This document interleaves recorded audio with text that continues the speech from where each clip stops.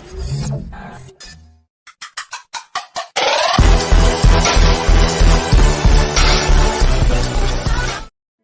guys. Welcome back to another episode of Good to Game Radio. I'm here again with my fellow co hosts, Vance and Clint.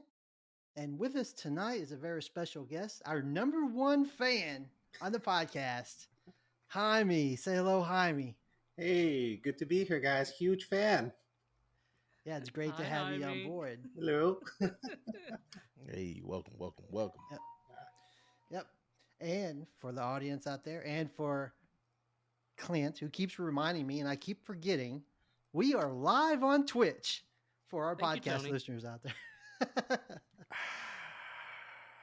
So yeah, tonight it's a relaxing episode. We're just gonna sit back, talk about video games. I know we cover a lot of broad range of topics on the show, from Marvel movies to Marvel TV shows to Star Wars, which is Clint's personal favorite topic, Star Wars, and then video games. And tonight we're just going to be talking video games, and Jaime's bringing a special perspective. Jaime, you grew up in Mexico, right? That is right, man. Awesome. I'm really interested to hear about gaming culture in Mexico, especially, I guess, when you were growing up there. And how it was like then, and what's it like now? If you can relate that to us in the audience, that would be awesome. Well, let's get right into the show, and we're going to start off with a simple question, and we'll go with on my screen left to right. Start with Clint. The question is, what games are you playing? You got a notepad ready? Oh, that many, huh? Okay. Oh, okay. Let's see here. So this week, I have played, what is this? Deep Rock Galactic. I've played Alien Isolation. I played GTA 5 Online. I played and beat both Subnautica and Subnautica Below Zero. And I was just playing. Actually, I'm in the middle of robbing a bank right now in Red Dead Redemption 2, and I paused it when you sent the text that you were ready to go live. So I'm in a bank right now, ready to blow some safe deposit boxes. So yeah, what is that? 7 games or something? Wow. I'm looking for the new thing right now. And you said you beat Subnautica again and Subnautica Below Zero again. Yes. And that's just all in the last week. Yeah, but like Subnautica, like beating Subnautica and beating Subnautica Below Zero is like a day, like a total, like a day of playtime or something. Subnautica like is an actual challenging game that takes some time, but I'm fairly efficient at it at this point, and I'm not as efficient as I used to be either. Like it took me longer than it should have, and I had to do things a little differently. But then Subnautica Below Zero, I hadn't played it since like the launch, or except for screwing around here or there, and that game is so short, man. Like it made me happy. I was looking into this that they didn't call it Subnautica 2, so there's still hope for the next, the next Subnautica game might be a bigger experience like the first Subnautica. But yeah, knocked both those out. Rage quit Alien Isolation. Hey, Tony, what part did you get to? Ask me what level I played it on. You played what level did you play it on, Clint? I call it the opposite of Tony level. I played on hard. It said, I was looking through the thing, and it said hard is the recommended way to play the game. So I played it on hard. And I was going through, and like some of the learning curve stuff, like apparently the alien, which is actually a xenomorph like you see in Alien Fireteam Elite, is he learns what you do. So like I'd be hiding in a locker often when he was around, and he learned that. So he'd start coming over the locker, and then you have to like lean back and squat down and all this stuff. And like I'm trying to read what it's telling me the buttons are to do these things as it's telling me to do it, and I'm dying, And then it's like, oh, you gotta hold your breath. I'm like, okay, dude, like whatever you want. And this one, I got to the part where I was in. It was like Act 6 or Chapter 6 or something. Mm-hmm. and every single time I like activated this, plant of something or other, and I'm trying to leave, and he was in all the places. Like every vent, he'd be above every single vent, and there's all these guys who are super aggroed on me, who are trying to shoot me. He doesn't care that they are shooting. About those guys that are making Doesn't all the care. noise. Doesn't care. He is hiding an event waiting for me. Like it didn't. It upset me to the point that I'm like, yeah, I'm done, and I just stopped playing. I'm probably not going to play it again. But So it was too hard for you. yeah, if I had done it on the Tony level difficulty, So breezed if through you've that, done it you know? on the my level of difficulty, you might actually have enjoyed the game. This is possible. This is possible.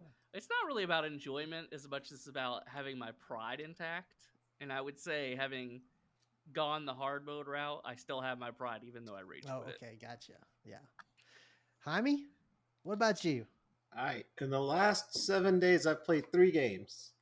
I played a couple of rounds of what was that game? Tribes of Midgard, which I was surprised to learn that it was a Gearbox game, which I'm a huge fan of Gearbox. Tiny Tina's Wonderland, which I think it's a good game. I don't think it's an amazing game. And a huge fan of Tiny Tina. She's a little girl who's all gangster.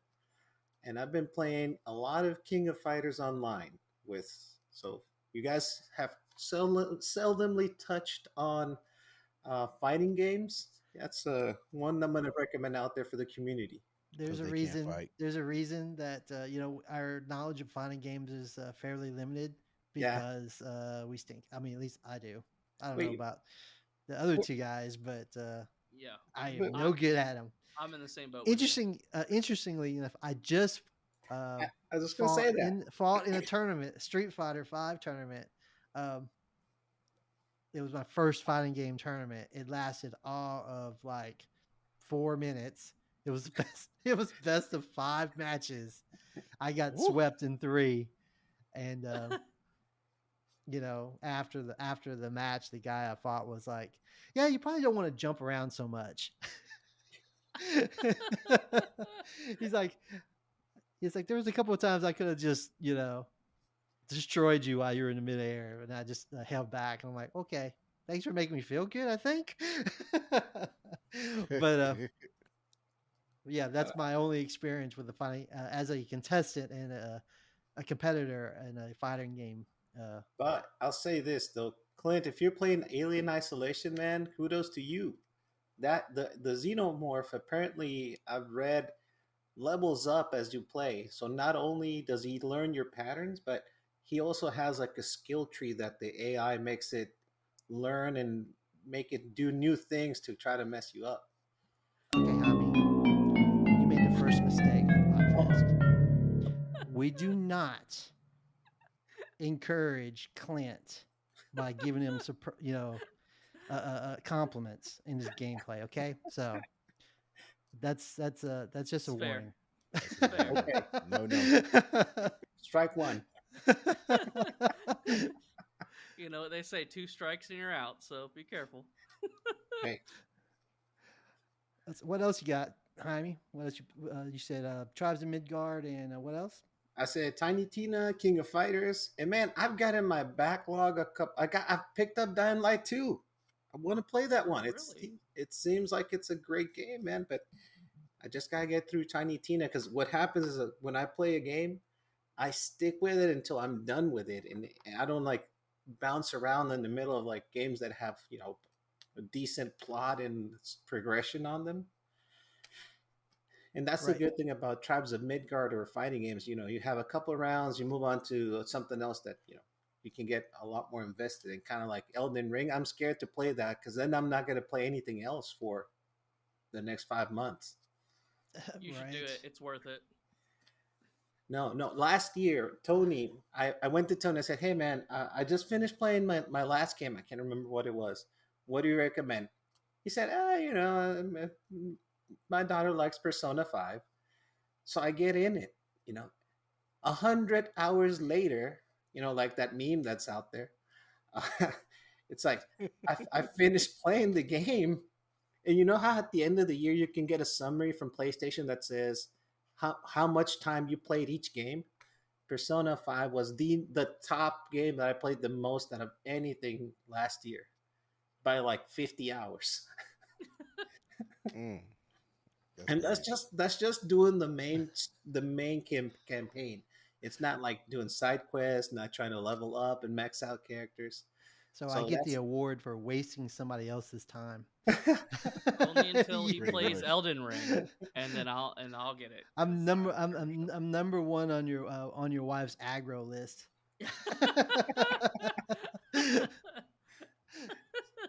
so yeah. So that's what I'm gaming right now. Probably Dying Light 2 is what I'm about to jump into once I Yeah. finish Tiny Tina. Did you complete and you I'm assuming you played number one.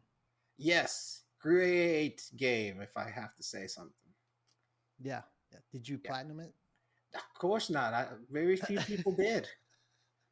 Did you, Tony? uh no, I didn't. Oh, I was actually serving it up to you. Actually, you know what? I'll have to go look. I might have. I don't know. How, But I was trying to like, I didn't want to say I did and have the audience go out there and look at my PlayStation uh name and say, "Hey, didn't complete that liar." It's well, Whiskey Jack, by the way, for the listeners out there Two with J's. two J's, Two J's. by right? the way, I have platinum one game in my lifetime, and that's the PlayStation 4 Spider-Man game. Well, one. So you're not a completionist. Mm-mm.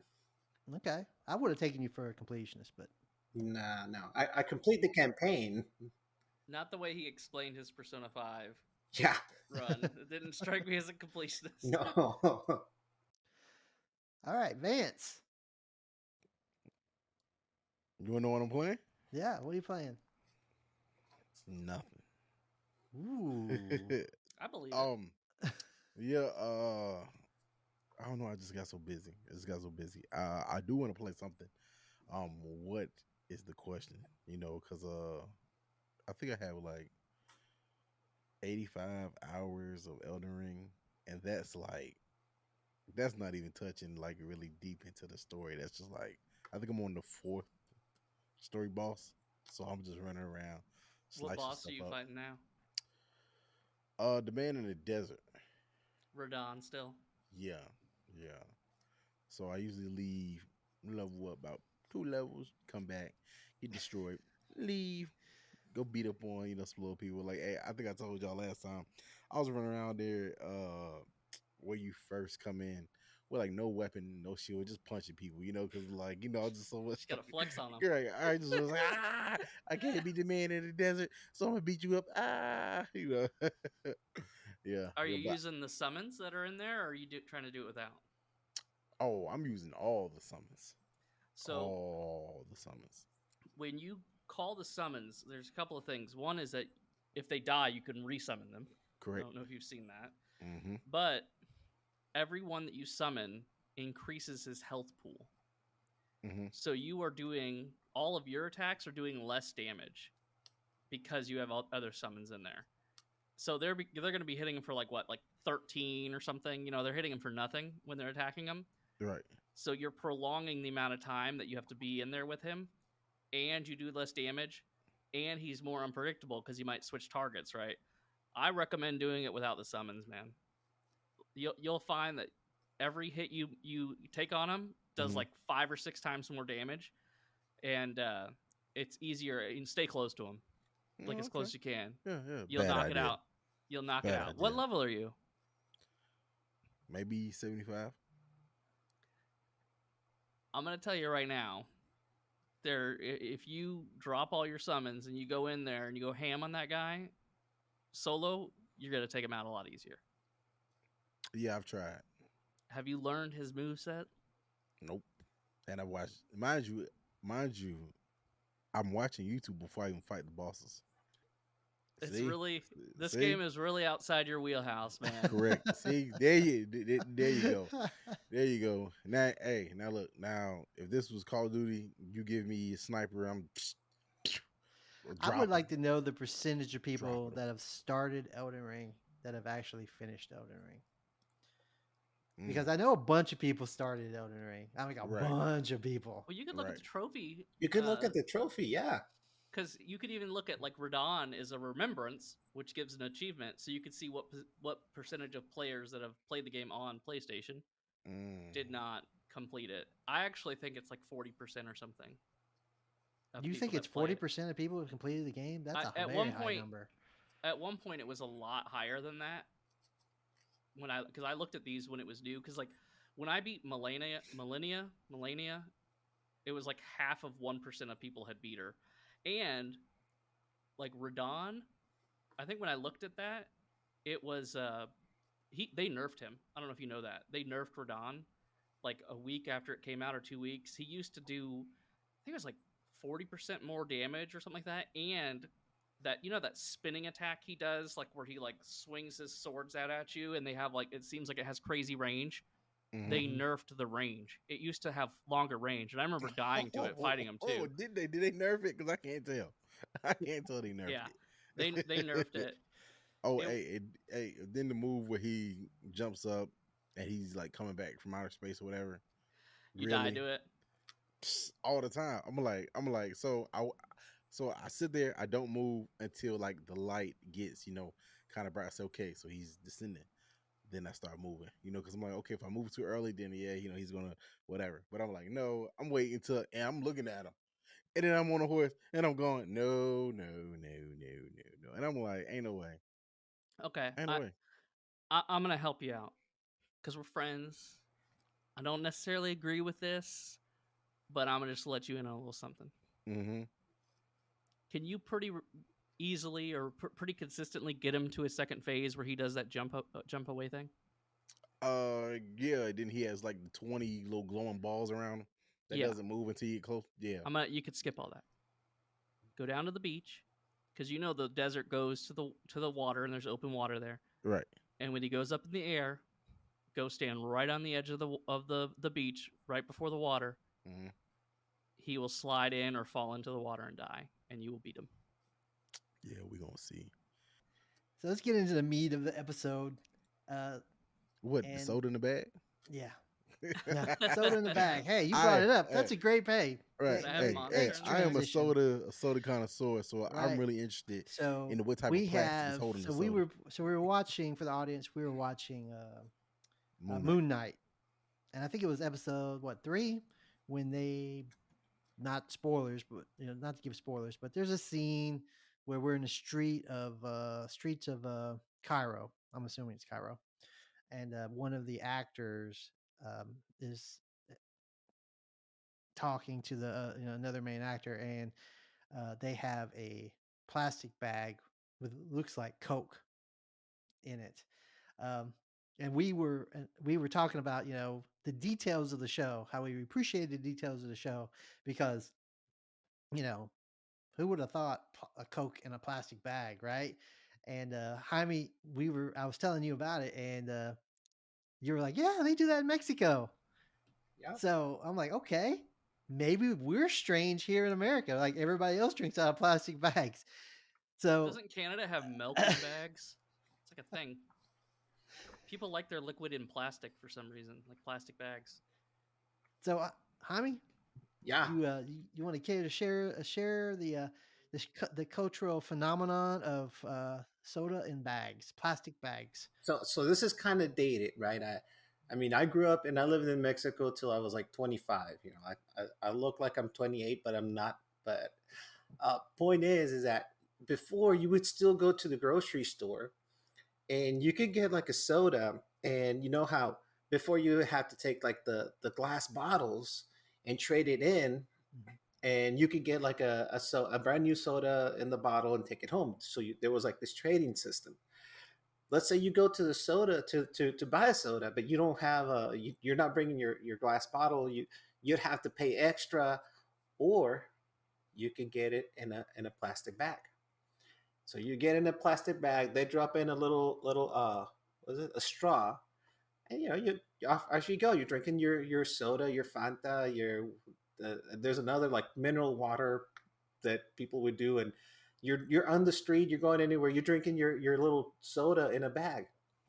But get this, At some point, the Coca-Cola execs in South America, in Mexico, and all these countries realize that people are doing this.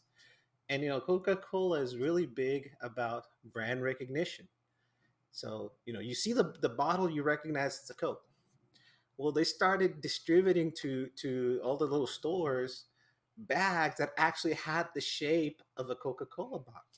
So if you go and get this soda and it's like it's a Coke, and you get it in your plastic bag, guess what? Your little plastic bag looks like a Coke bottle. So No way. Are you yes, serious? way. Oh, I promise you, That is so cool. it is. And I it's was like, ready to really hate Coca-Cola when you started telling that story. Like I'm gonna no, be selling stocks and everything just based on whatever you said. I was ready for it. Yeah, you pulled it back. and this is, and at one point in time, my grandparents used to have a convenience store, and all the grandkids, we would like go and basically run the place. I mean, couple hundred people a day would come in. Hey, I want a soda. Here you go, back. They take it. It was so I was like so surprised that you guys were reflecting on the episode and saying, yeah, I think you're saying the episode is somewhere in Egypt, I guess, and you were saying, oh, no, they must do that. I was like, man, they do this in Mexico all the time, and it's like the most normal thing, and I kind of miss it. Because believe it or not, a Coke or a soft drink off of a glass bottle has a different flavor. Oh yeah. I know that Yeah. with my Dr. Peppers, man. Dr. Pepper out of a bottle versus Dr. Pepper out of a can. I can't mess with the bottles. Dude, It's got to be a can. now imagine a Dr. Pepper in a plastic bag that came out of a bottle, Mm. glass bottle. Yeah, that's great. I remember Tony and I a couple years back, we were talking about that Coke in a can is the best.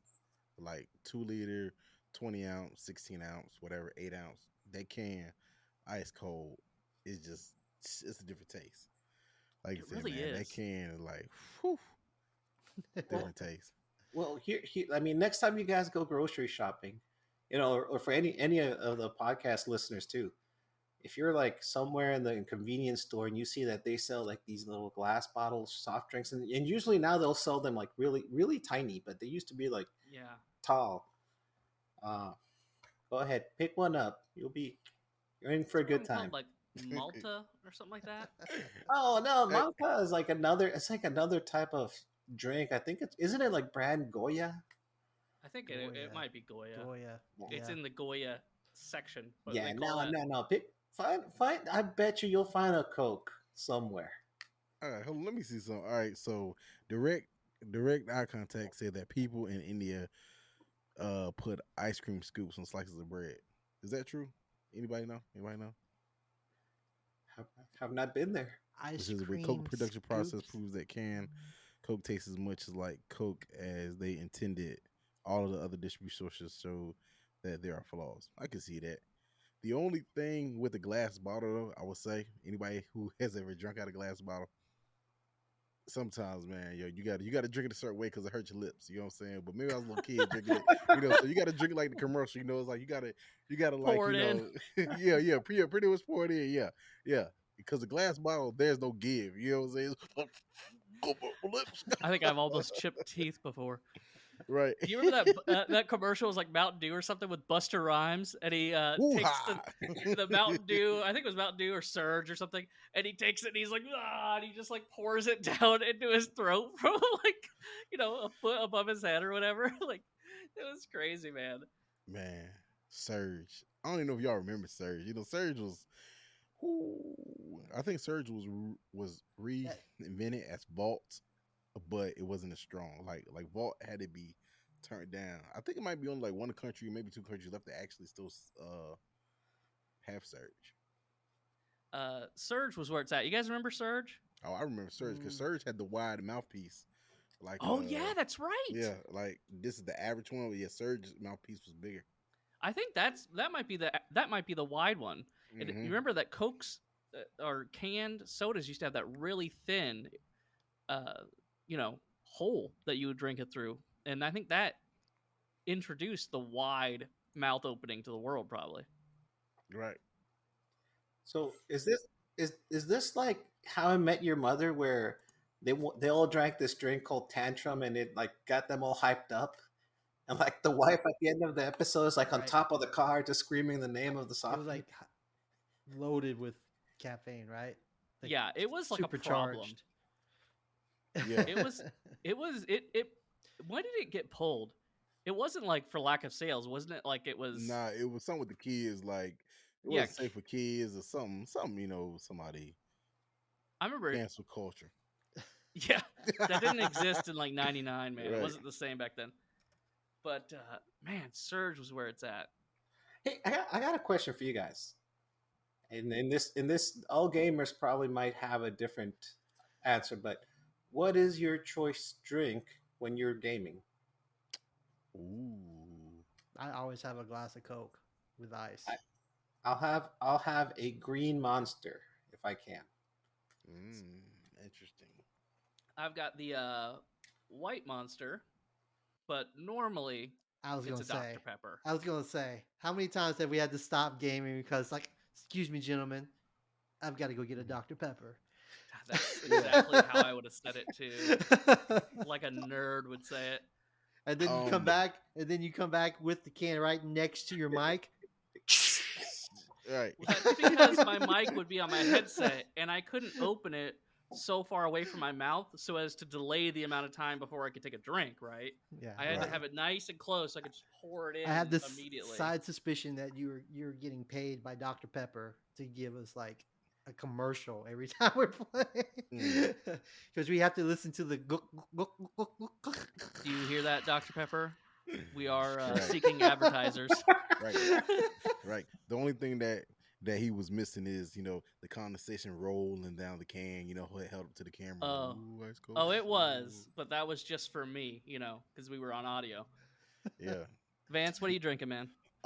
So if I'm just doing like, just normal gaming, probably some Coke. But if I feel like I'm doing like a long stream, it's definitely a Monster, Red Bull, probably a mixture of both, trying not to make nothing explode. What's your favorite Monster color? Blue. Blue's my favorite color. Blue. And Jaime, you like the green? The green stuff, man. Over in incredible Hulk. Ireland, so my niece got me into Monster, and we tried like, I don't know, 12 of them probably. Like we would walk around, we'd go on a long walk, man. Like we're talking like a 40-minute walk just to check, this type of store. Oh, does this store have a different type of Monster to try? Because Dublin, Ireland is a beautiful city, so why not go for a walk? And now we had a reason. We'd look for a Monster somewhere.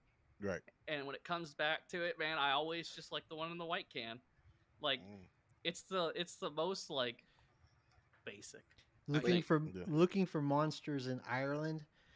Yeah, I think if you were to title something like that, most people would think mythical creatures in Ireland. Right. This has got to be Right. something interesting. Dude, Right? like No. Twitch, just chatting like while I'm walking with the thing in front of my face. Like, The rare white monster drink. Right. Yeah. Astro Kapir in the chat says they prefer coffee or Sprite. Coffee. Yeah. Coffee. Yeah. The direct Serious. eye contact. That's a serious gamer. Yeah, Take out direct the eye fizz. contact said they responsibly consume alcohol beverages. Oh, responsibly. Responsibly. Yeah, direct eye contact. Yeah. Because All some right. people, some randoms I've come across playing Call of Duty were not responsible. Oh, And, you know what I'm saying? You I've like, been oh there. my god. That may or may not have been me. All right, I know it's been a few years, but that might have been a thing. Oh, Might have been Yeah. a thing, or maybe I had some alcoholic beverages and played some Call of Duty, allegedly. Allegedly. Allegedly. awesome. All right, Jaime. Yeah. So, how did you get started video gaming in Mexico? I mean, when did you start? What system did you start on? Why don't you give us some background there? Okay, so I've been gaming since the ColecoVision days because you gotta realize, and I'm not saying this in a bad way. A lot of the stuff when it passes from the U.S., it kind of rolls down south. So I was playing Atari when Nintendo was a thing Mm. here. And because I grew up in the border between Mexico and the States, we had like a lot of access to pop culture, technology, tech stuff. Man, I remember going to Kmart, a Kmart back in the day, saw a Nintendo Entertainment System. I was like, Dad, I want that. My dad was like, you can have one, but you have to pay for half of it. Man, I don't know how I ended up doing odd jobs and whatever, and I made half of it, bought a Nintendo Entertainment System. At the time, it was the console of the future, right? You guys ever seen that movie? I think it's called like 8-Bit Christmas with Neil Patrick Harris on it, where Mm-mm. No. he was like, oh, this thing was so powerful for its time. It was called an entertainment system. Mm. Uh, and and so it started there, right? But my family, I mentioned before, we had like a convenience store, and my dad, like, this, fast forward a couple of years, right? So we would like bring in arcades and rotate them like every cycle. So had the final fights there, had Michael Jackson's Moonwalker, the Ooh. yeah, it was a great game.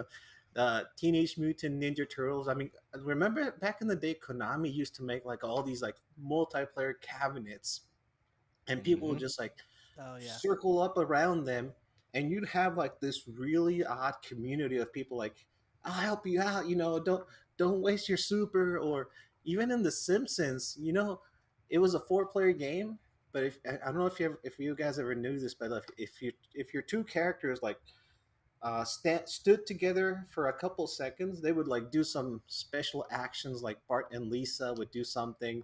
Uh, if like Homer and Really? Bart would be like, he would like put him on his shoulders, and Bart would like kick him or use his skateboard to hit him over the head.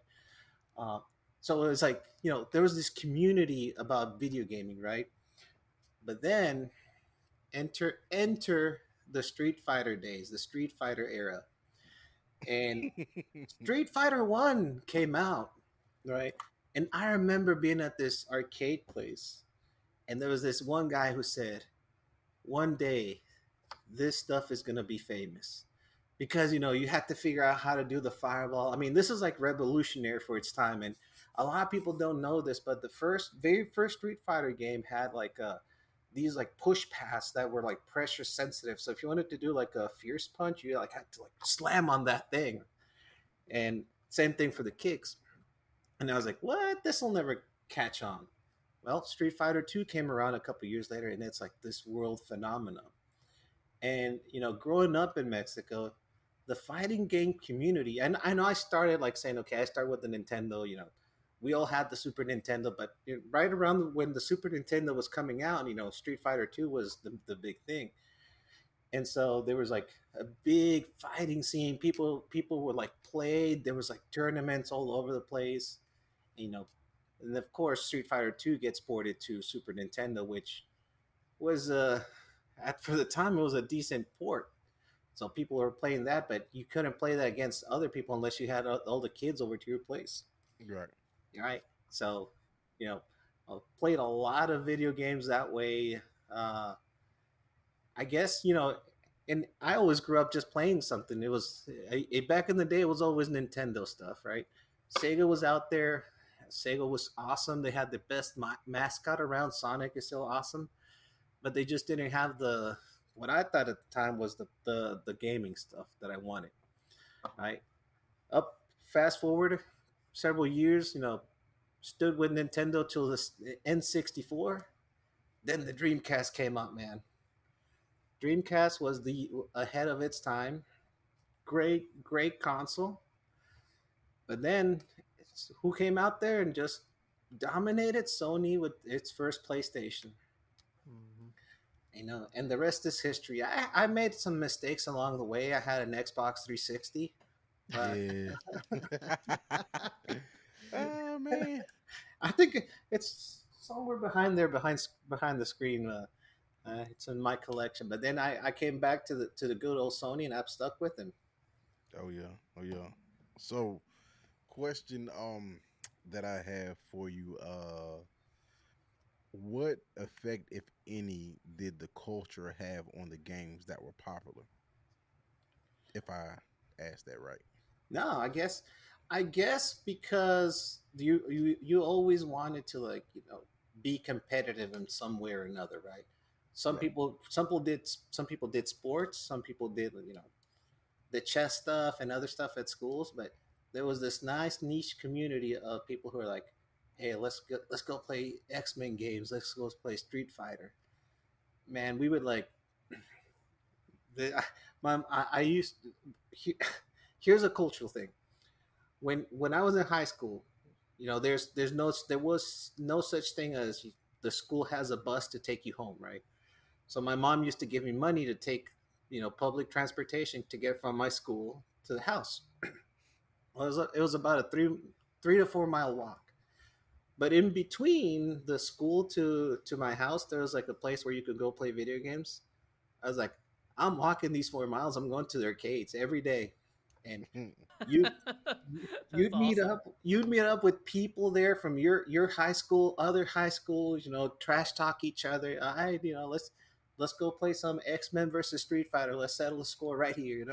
Right. So there was a lot of competition. So I guess for me it was more of a, hey, how invested are you in this? Well, I would walk all over town just to save up the money and go and play. Right. Would you say it's the competitive nature of the games that you were playing, or it was more of the community that So that drew you so there was in? competitiveness all around, right? But then you started getting a community. The better players would, form their little circle, and people would go from like, hey, we're the guys that play at this arcade. Let's go play against the guys that are at this other arcade. Go Okay. you'd go, I mean, you'd like send a guy. They go scope out the place. Yeah, the good players are here this day at this time. There was Wow, territorial arcades. I'm telling you, man, this is a real Right. thing. I mean, Right. there's a friend that I told him, hey, watch this episode because he can relate to this story. I mean, I was there with him. There Yeah. was this group of people, man, at a stationery store where they had arcades. These guys were just like, they weren't the best in town, but they were the guys to try to beat. And we'd go like on a day where we wouldn't have classes. We like go there and just play against that group of people all day. Did you And guys come at him with like the snapping like that in unison as you walked? Yeah. no, but for sure, on our way there, as we were riding the bus, we're like, hey, if this guy comes and plays, you're up against him. If this guy comes, I'll try to take him out. Um, there That's was a pretty lot of that. advanced, actually. You guys are literally matchmaking. I bet you, man, it got to the That's point true. That's matchmaking. Yeah. where we became friends with somebody who rented out the guys who took the arcades and left them like at the convenience stores at the Walmarts and whatever. We made friends with a guy who would like rent us out an arcade cabinet for $50 for the whole weekend, and we'd like Really? get together at somebody's place, rent out two cabinets, and just go to town all night. And I literally mean like all night. We would like be eating nachos and be all hyped up on soda. Uh, All I can think of right now, Jaime, is that scene from Seinfeld where George is trying to bring his Frogger, the Frogger machine, yeah, Right. across the street. Like, how did you get them from Right. to your homes? Like that's crazy. but man, it was just like a magical era, dude. I mean, I'm serious.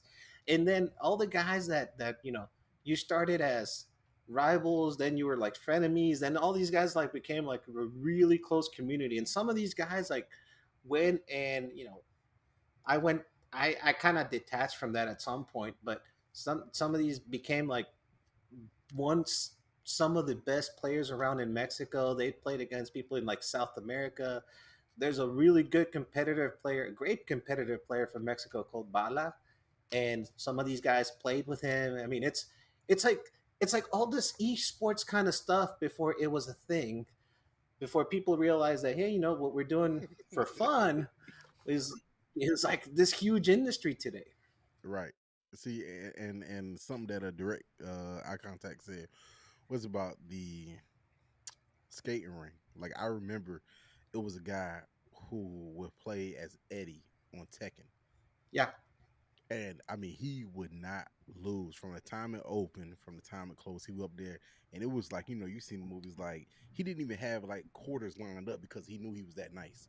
yeah. It's like he only needed one quarter. He didn't need a whole row, and it was like that was the guy to beat. And just like you said, like today at work, we was talking about Dreamcast, and it's funny that you brought it up, but Dreamcast was literally ahead of his time. Yeah, I Like, agree.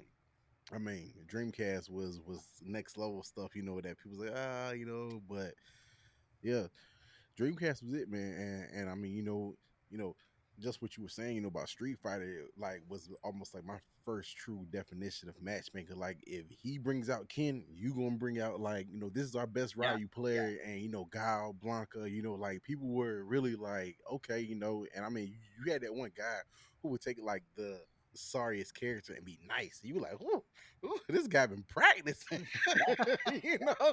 like nobody uses that character. Hey, he does. Like, okay, like man, like you Well, said, like those were the days, man. well, it's funny you mentioned Taken 3 because at that time, Eddie Gordo, the one that you mentioned, dude, impressive. The graphics were like, wow, I can't believe this guy's doing this capoeira type fighting. And you fought against an Eddie Gordo player, you're like, oh man, he's got an advantage. But skill, right? You can go in there, put up a good fight and have a good time, and that's what it was all about back in the day. But imagine like you're there with somebody, this toxic culture that people sometimes have when you're playing online. It wasn't there. It was more like, hey, Mm, you had respect for the good players and you saw them right, face to face, right? right, There were some kids that would do the pop off, like, I got you, kind of. But yeah, nobody liked them. right. You you saying that about the guy picking like the what perceived to be the weaker character, right? Like, but then they surprise you with them. I Right. remember in college we used to play. Is it called Super Smash Bros? Is that the one where you're on the platforms and you have to like hit the other people off, and then like Link and these other ones Well, it depends what console were you playing it in because it was Smash Brothers, Super Smash Brothers, Melee, Brawl. in 64? I guess it was just Super Smash Brothers at that time. So that Yeah. one, this guy, he came over and he was just like a friend who was like an outside friend. And I remember it was, I don't know, college or something like that. And we were, we were all drinking, and he's like, "Oh yeah, I played that in college," because he was like a year or two older than this. And like, "Oh, my buddy challenged him. He's 1v1 me, bro." And so I'm a very interested audience, and the buddy who challenged him is probably the best of us by a good margin, right? He goes over there, and I'm watching, and the outside stranger picks Jigglypuff, and Yeah. I'm thinking like, what? What is happening? It's like the worst character. Like not a single one of us ever plays Jigglypuff, and he annihilated him. Like Mm, he was so much better, and it was like that was the start for me to realize that like we are not good at anything we do. Like, it was like the internet has since that moment, that was pre-internet, really. I mean, the internet was around, but not in any sort of effect like it is today. And Yeah. now on the internet, I'm constantly reminded that I'm trash at everything I do. But then that was a new feeling to have that defeat, like that. right, But man, some people, dude, some people on another level, just whatever, he's probably playing with, his buddies in college were that much better right. Yeah. than the rest of us, apparently, because he didn't seem to think he was that good. It was just that we were that bad. A similar story. It was a game. My first, well, no, not my first. My first person shooter game was GoldenEye from a GameCube. Um, no, I'm sorry, not GameCube. 64. But PlayStation came out with a game called Black Hawk Down, and Were you you odd know, job like me, dude? no, I was not odd job. Was not odd job. You're a better man than me. But Black Hawk Down was split screen, whatever like that, and I played it heavily, like on PlayStation 2, heavily, like knew all the boards with like that. So I worked at the movie theater, how one of my friends he had his roommate was like, yeah, we play Black Hawk Down all the time. Like, they swore they was so nice and all that. I was like, you know, I'm gonna come over tonight. Like as soon as the last movie was done, I'm gonna come over tonight. So of course, we all went over there. We like 9, 10 deep playing. Of course, I'm off the floor with them. You know what I'm saying? They like, man, like yeah, like you thought you was nice. Like no, like I really play this. Like this is the only game I play. Like I love first person shooters. Like man, and speaking of Smash Brothers, Kirby, Kirby. Is that who I'm thinking of? No, no, Who's no, the one no. that inhales the person? Is that Kirby. That's it. That's Kirby. Yeah, Oh, that's that's Kirby. who he played then. Oh yeah, Kirby's it, man. Who's I don't know Jigglypuff? Who's Jigglypuff. Jigglypuff? He sits there, Jigglypuff he is a sings. Pokemon. Yeah, He's a yeah, Pokemon? yeah. I He's think Pokemon. it's a she. She's a Pokemon? They are a Pokemon? Yeah, Ah. yeah. So Gotta Jigglypuff be would have this progressive, move people. where you would sit there and you could sing like with Jigglypuff, and it pretty much is like hypnotizes the player, or whatever, like that. But yeah, Kirby, like you can hit Kirby a mile off the board, and I'm coming back.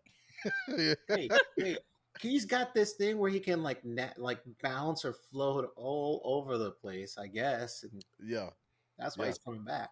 Yeah, yeah. Kirby has like this move where, like I said, once he hit him, he has like 5 little jumps that he does, and he can come all the way back from wherever. Like I'm coming back. Don't worry about it. Do you know who I played? And it was Pikachu. I did. And I was too old for Pokemon. Like I remember my little brother got into Pokemon, but it wasn't a thing like for me or really anyone that was Wait. my age. Wait, what'd you just say? Something You awesome. said agreeable. too old for Pokemon. There's no such thing, sir. Yeah, I've never done anything with Pokemon, like watched it or played it, or I'm not sure what other mediums it's in. Everything. I don't know. But I do know that Pikachu, I could grab them, throw them off the side, and then when they were jumping back, I could do that electricity down thing Mm-hmm. and shoot them back off. Mm-hmm. And my friend who would always play Link hated it because it didn't matter. Like every time I could do it forever and he could keep Mhm. jumping back forever until he couldn't, right? He'd get blasted off and it was not fun. And then I think he got better than me. I don't remember. Hey, Clint, that game Smash Brothers, I guess I don't know the history about it, man, but I think Nintendo started it off as this little fun game to put all their main characters in. But look at it today, man. It's got Street Fighter characters. It's got Fatal Fury characters. It's even got a Persona 5 character in there. It's got Joker, even like Final Fantasy. I mean, that franchise is exploded, man. Is You've it ever on played the whatever the Nintendo thing is called? The Switch. the Switch? Switch. I was gonna say Connect, so thank Mhm. you. Dude, even Snake from Metal Gear Solid is in there. You know Yeah. that. It's actually so, and it is really like super. Like it's massive, isn't it? Isn't that like Yeah. a big thing in the tournaments and whatnot? It's that game that the tournament scene, it just keeps going, right? I think they said no more new content. People still playing it. Right. Hey, it's funny because direct eye contact said cannot hide the sadness in their gaze when hearing I played as Pikachu. And Astro Copier, Right. Clint, can't believe you. I will have to teach you more about Pokemon. Boy, Hey. you struck a little nerve there. I'm gonna keep Bruh. striking a nerve. Well, Star Wars that's why we sucks. keep. That's why Star we keep Wars spinning around is some of that. the worst Clint likes content to that's stir ever been things up, created. right? He likes All to right. stir things up. And Jaime, I played Odd Job. yeah. Okay. Jaime, let me ask you. What up? Speaking of Clint and his Oh. stigmas about age in Pokemon, what's the view on video games in Mexican culture as far as like, here, like Clint says, like, oh, once you reach a certain age, you still play games, grow up.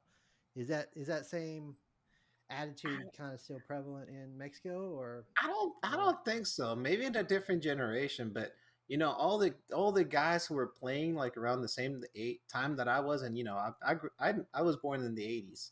All those guys, I guess we're the adults now. I mean, there's a lot. I was actually reaching out to one of my friends today. asking him, "Hey man, I haven't been in Mexico in the gaming community. What's happening today?" He's like, "Yeah, the arcade industry is just slowly disappearing. And that's true everywhere. Yeah. But he's like, the gaming community is still quite strong in consoles, and people are still playing, uh, trying to balance and juggle, the family thing, as they're doing that, like many of us older gamers are. But I think there's maybe our parents would have been like, "Why are you guys playing that?" Right? They would call the Nintendo, like they would say, "No entiendo," like I don't get it. That's clever. And, Yeah. but now it's like, we I've actually bonded with some friends from my kid. My son's 5 years old, and I was wearing one day a Nintendo controller shirt, like what Vance has on his cap. You know, just at a kid's birthday party, one dad comes up to me. He's like, "Hey, what do you game?" I started telling him what I game, and he's telling me what he games. Man, guy even cosplays. Went to see Doctor Strange recently, fully dressed as Doctor Strange. So you Hey, guys might nice. have seen him at the movie theater. I don't Would have been better if he went as Wanda. Just saying. know. Yeah. Doctor Strange. So Doctor Strange looks nice. He looks cool. so I mean, I don't know about you guys, but I think the generation right now has fully embraced this as part of something that's quite normal, and not a smaller population does this. And I'm speaking, and it's just me. I can't speak for the whole Mexican culture, but I can tell you that a lot of people will be more receptive to it than maybe a previous generation. Yeah. Um. Question for you, Jaime. Coming from like the background that we have, where glitches have just always been there, how do you feel about the new generation of gamers crying about hacking and glitches? Ooh, like give me one example, man. All Like right, CD so Project Rec. uh My man. yeah, but so like let's say the big one like Warzone, about just like different hacks, like somebody we won't say like the blatant cheating, but like head glitching and stuff like that. Versus if you were playing what is that, GoldenEye, and everybody knew there was only one vest in the whole board. Everybody knew the shortcuts and stuff like that. Oh, Like versus now, people are really digging into, like you may have like a small few in the community that know about the cheat codes or whatever. Versus everybody back then knowing the shortcuts, the different things in Mario and all that stuff like that. Like how do you feel about, I guess, like the way that we embraced it versus how people are crying about it now? man, I think for us, it's like we wanted to play the game. We wanted to have fun. Some now people, it's all about the winning, right? It's Right. like I'm gonna do whatever I can to either beat the game. Who's talk? I mean, Clint is really great at saying, if you want to beat the game, right, do these things. Like that's the. I think he embraces that, saying you want to do this right versus you just want to cheat through, or like if you're playing Call of Duty, right, there's a lot of cheaters out there. It's like Right. you're not trying to, you're just trying to be there to win it, right, versus have a good time, get better. What's that phrase you say? Get good. Get Get good. good. Get good, kid. Get good. Yeah, but I mean, think back in the day, man. You guys remember the Konami code? Yeah. That was the glitch. I would need to have it in my hand, Up, down, left, but right, I left, right, something like that. yeah, like Yeah, up, down, left, right, A, B, whatever, something. yeah. Start, I select the select start or but something. Yeah. but I didn't know about that when it was a thing. I learned about it like geek culture stuff after the fact. Wait. Did you guys ever notice that in the first Wreck-It Ralph movie, the king, the bad guy actually does that code to access something? I'm very proud to say that I have no idea what you're talking about. Oh my gosh! Wow. I'll let the fathers handle that one. Wait, Wow. wait, wait, wait, wait, wait. Let me throw this back at the hosts of the show. You guys are great at movies and all this. Gaming movies. Wreck-It Ralph is a total throwback to the gaming culture. Even Hmm. the sequel. I mean, you guys ever seen Ready Player One?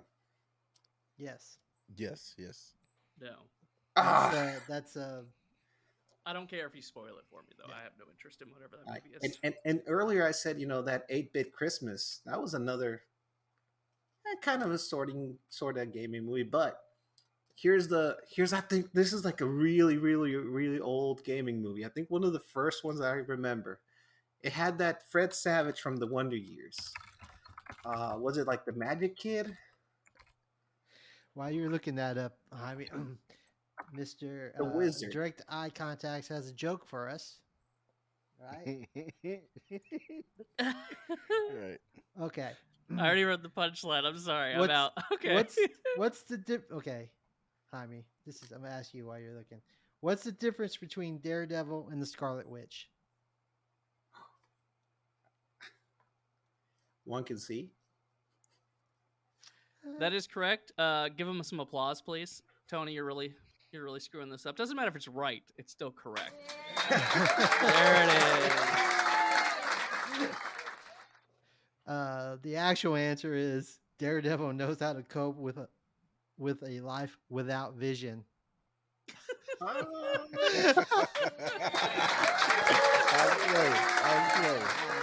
I was clever. That gets points for sure. Right. Always points when you can bring a good joke. Right.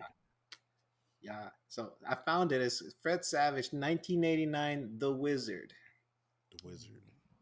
Trying to remember that one. I don't think Guys, I saw that one.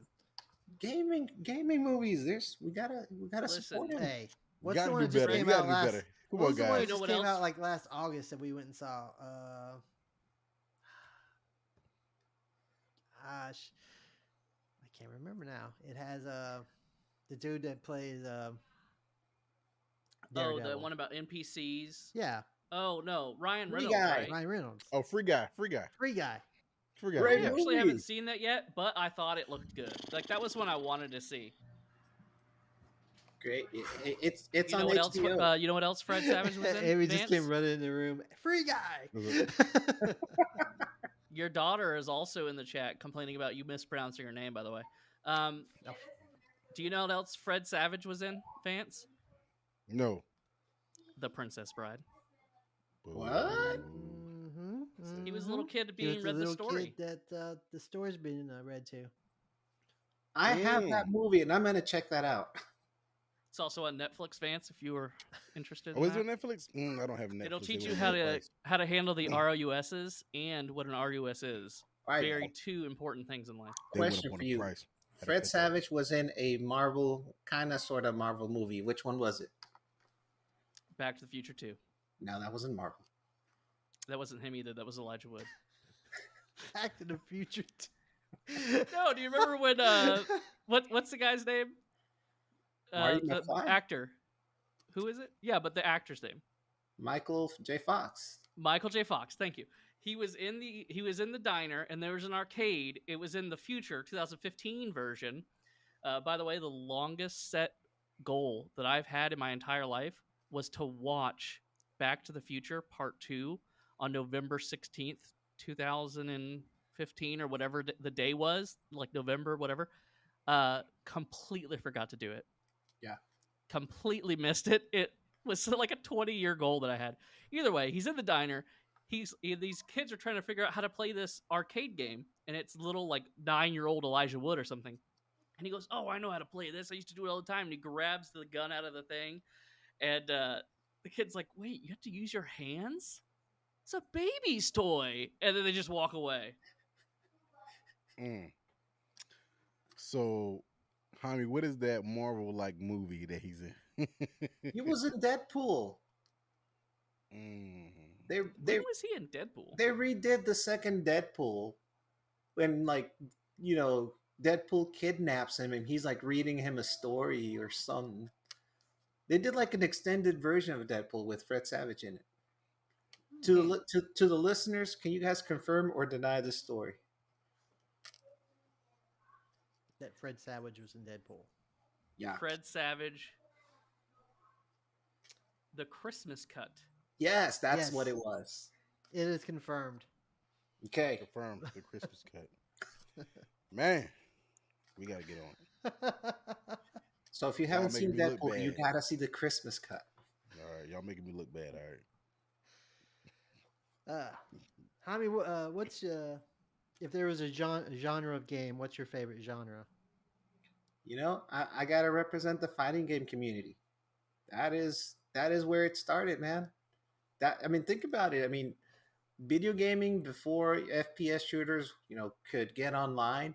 What would people would go to the arcade and if you did co-ops, you cooperated, you played until you ran out of quarters or tokens, and then move on to the next one. But the fighting game, that's where people started, going at against each other, and I think that a lot of the esport community today, the people who play the Fortnites, the Call of Duties, that's great. They're great games. I'm not bashing them, but it all started when people had to go head to head, and we didn't have the internet to be able to do what we do today. Speaking of great answer, and you've reminded me of something from my past. I'm curious to see if you guys had ever gotten involved with it, but LAN parties. Yes, You guys ever go to LAN parties? Mm-mm. we did a LAN party for Halo 2 at a friend's house. Land party. You know what that is, Vance? No, no, I do not. So when I did it, it was we would all bring our PCs Mhm. over to one of our friends' house, and we would play. We would play like whatever. I remember we played Quake. Uh, it used to be Counter-Strike, but it was like Alpha Counter-Strike Counter-Strike, or something. yeah. Mm. It wasn't like a full release game or something. It was like in the 90s. Uh, and we would do that, and we'd all just get together and boot up, get onto the same. My buddy had like a 24 switch router, that he had got from some guy in an alley probably or whatever, and we'd plug like 12 or so computers in, and we'd sit there, and you didn't, because at that time all multiplayer was shared screen, right? Yeah. If you're playing against them, but we all would bring our own monitors, so you'd be sitting there, or we'd also do like the parties with like Smash Brothers, where it was still like 4-player, but my buddy had a big screen, which was a rare thing back then. And you'd have, the 4-player Smash Bros on like the 50-inch, which was huge, hugest thing ever. And it was the one that was like thicker than it was like, the screen, it was wider than than whatever. Weighed like 300 pounds. Hey man, so let me just share a story about my LAN party. We all got together. We used to have LAN parties with Halo 2, but when Halo 3 came out, man, we got together at the same guy's place, but some of the people had moved away, and we were working at this point. We weren't in college, so one kid shows up and he buys Halo 3. He arrives with his Xbox. I remember when the Xbox 360 did the slim version. Mm-hmm. We go to play, right? And we've got one Xbox on one side where the split screen for 4 players, and we had a second screen and everything connected to a switch and whatever. He goes and pops in the Halo 3 disc. The Xbox 360 Slim didn't have enough hard drive space to install the necessary files to play. Are you serious? Yeah. So, and this was presumably a fairly recent console, Yeah. right? Halo Yeah. 3 and the Slim. I remember, didn't some of those have like 4 gigs of Whatever memory he or something? had, it would not let you 4 gigs. install Yeah, I think so. the base Yeah. code. That is ridiculous, man. That is something. At least we've come pretty far in that regard, but we still complain about that. Like the PlayStation 5 has 666. No, gigs. 667. Is it? Yeah. You're, Dang Jaime's it. I doesn't, thought though. you're Jaime, you one bought gig Oh, the- off. you know what? I bet that when I looked at mine, because I made a joke about this in the past, I bet that I have like Twitch and YouTube and a few other apps on there that lowered the core of it or something when I saw it. But like, you're getting more, but still, that's nothing. With how big, like Call of Duty Warzone. Right, like 100 gigs, right? No, it wasn't more than 100. I thought it was like 200 No, and something. It's And more. I'd go in and I'd have to like, Ridiculous. okay, disable this, disable this, disable this. Oh wait, now there's a shader pack I have to get, and then it's like, oh, you have a multiplayer pack, but you don't have the full multiplayer pack. So it just Right. got so complicated to play. Don't forget the campaign pack. No, that got deleted right away. Like it was just so much. But that is the thing, like, man, like the amount of storage they've given us all these years has been so subpar. And this is where this guy can't even play his game. And that's essentially what Call of Duty did to the rest of us, you know. And I've got the Vance and I went and got extended hard drives for our PlayStations. Mm-hmm. So we have it. It won't load PlayStation 5 games, but all your PlayStation 4 games can play directly from the extended hard drive. Mm-hmm. So I've got like 18 or something games on mine, and I've got plenty of space because I deleted Tiny Tina's Wonderlands and a few other things from my PS5 disk space. So I've got like plenty of room there, but I still have Red Dead Redemption 2 and a bunch of stuff, you know, that's big games that are on the extended. Because I got the, what did I get, like a terabyte or something? But it's nice. Like, that's a problem that has not gone away 20 years later. But that, are you, you know, I don't know about you guys, but you guys are physical gamers or digital gamers? You're looking at, on either side, you know, those two guys are physical gamers. Physical I'm a digital gamer. Yeah. I literally have never, I bought one physical game. And look at that box, man. In the past 15 years. What game is that? Oh. Really? Elden Ring. That looks really cool. Yeah, I could see Horalu's character. Yeah. See, physical stuff like that is just priceless, man. Just like, look at that is. lion. You know, like, ugh. And then when you face the lion in the game, it's like, yeah. I've moved so many times in my adult life, man. Like, thousands of miles, you know, between places, and it's always like such a hassle. I am so happy. I actually left in like a garage somewhere. I don't know if it was this garage here or like my parents' garage. I left a bunch of games, and when I came back and I was like going through stuff, I literally just gave my my nephew like a dozen Xbox 360 games or something. I'm like, here you go. Like, enjoy these. Like, if I want to play them, I'll download the digital version. It's just infinitely better for me. It's less clutter, which is basically what my life is about avoiding. Direct Eye Contact says, use the old school style of 3 of us want to play 2 controllers. You die, we rotate controllers. That's how it's done, man. That's how it's done. Remember, it was the Dreamcast and the Nintendo 64, the first ones that had 4 plugs in there for controllers. Mm-hmm. Before it was just 2 plugs, and I never knew anybody who bought the multi-taps. Right. Nobody had a Exactly. Nobody had a multi-taps. Wait your turn. Right. Was it the Dreamcast that had the controller that had like the funky cutout in the middle? Yes. Yes. Yes. Yes. And I just found out today with Dreamcast that window for Madden, you could pick your play without the person seeing it on the screen. Exactly. Actually, I was like, there was one game that was called Power Stone, and it had like a mini game that you had to like complete on the little thing because it had like a little directional pad and buttons on it. Mm-hmm. If you completed the mini game on that thing, you would unlock a character. Dreamcast was ahead of the time. They need to absolutely. Man, I remember playing it, like it being around.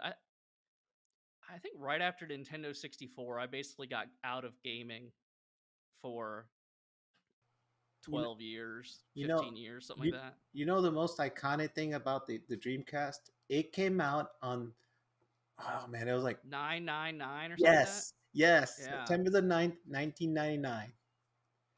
That's crazy. Best launch date ever. It's crazy that I remember that, and I never bought it, and I didn't care about it. Yeah, I think Sam's Club had it as a demo one time, and that's the first time I seen Sonic. And I mean, the graphics was like, it was we need one of those. Yeah, it was at Best Buy. Best Buy on the little. It was in Kmart actually. Yeah, it's the blue they light had special. On display. It was pretty Circuit cool. City. I was in line at Best Buy waiting to get that Dreamcast when it came out. Do you still have it? Dude, no, and I regret selling it. I sold it for like $30, man. Dang. Yeah. Wow, $30. See, I never sell any of my stuff, but I also realized that it had sat in a closet for all these years. As far as my my PlayStation 4 Pro is the one that I bought because I rage quit in Fortnite or something and bought an Xbox like not the new Series X, the Xbox. What it was the one before it was called a Series X. Was it the Scorpio edition? Whatever the one was when the Pro was out, and I bought one of those on Amazon, and I paid $7.99 extra to have it delivered within the hour because the facility was right next to, like, really close, and they delivered it to the wrong address. Mm. And so I'm like walking out because I lived in an apartment, and I'm walking out, looking around. I'm like, I literally had my windows open to look for this guy because I really wanted it because, of course, that was going to help me be better at Fortnite, right? Obviously, the better machine, I'm better at Fortnite. Just like when I bought that scuff controller and I turned into a Fortnite pro. It doesn't always add up that way, but. And I call Amazon. I'm like, dude, can you call this driver? Tell him to turn around. Like, he literally pulled into the neighborhood. I saw him on GPS. He's out of here. And they're like, no, but we could just refund you. I'm like, okay. I show up the next day and tell Tony that story, and another buddy, and the other buddy's like, oh, what are you, an Xbox fanboy? I'm like, no, dude, that's what I play. I don't care. Like, oh, you should buy a PlayStation 4. Okay, Fanboy. I guess I will. I bought one of those the next day instead. But Hey, that was the switch over. But I had these old consoles, and I finally just gave them to my nephew. I'm like, here you go. Like, I don't even think he needs them, but there's multiple kids and family. I figure you each can have your own. Like, you can have a PlayStation 4, you can have an Xbox One, an Xbox One over there, whatever. Mm. So I'm just gonna say this as a longtime listener of the show. Why haven't we heard anything about you guys talking about the Steam Decks? I mean, everyone here has one reserved. I've We heard are that they waiting. get stolen out of the mail constantly. We're patiently waiting. Just patiently waiting. Patiently waiting. Yeah, it's like Yeah. I'll Yeah, but talk the about it when it surprise- gets here. okay, yeah. Well, Otherwise, I'll be surprise- like, like anxious about it. I guess I don't know. I'm Yeah. definitely looking forward to getting that email saying that it's ready for me to complete the transaction, and Right. it'll be shipped to me. I yeah. think we all got the top tier, top line model. Yeah. Yeah. So And and we didn't even see any at PAX East. I was surprised. yeah, we didn't see any at anybody PAX East. with one. I would have figured that at a big gaming convention like that, somebody would have been walking around with one. Right. Or everybody there'd been one on display somewhere. But no, there was not one to be found. So apparently there are not that many out in the wild yet. I'm thinking about canceling mine. Like, I don't know. I have this new Xbox that literally sat unplugged in this house for 2 or 3 months until, like, my nephew's like, oh, let's play a game. Okay. And I hooked it up, had to do full updates and all that stuff just to get it going. It's like, I don't need an Xbox and a PlayStation necessarily. It's fun and I make use of it, like, now that they're both hooked up, but now, and I have a PC. Now I'm going to add a Steam Deck. Like, I'm going to have to find things to do with these different devices. And I'm thinking, cancel the Steam Deck, just upgrade the PC. I feel like that would get I would get more use out of that than the Steam Deck, but I also know nothing about the Steam Deck. Well, I would say this with the Steam Deck.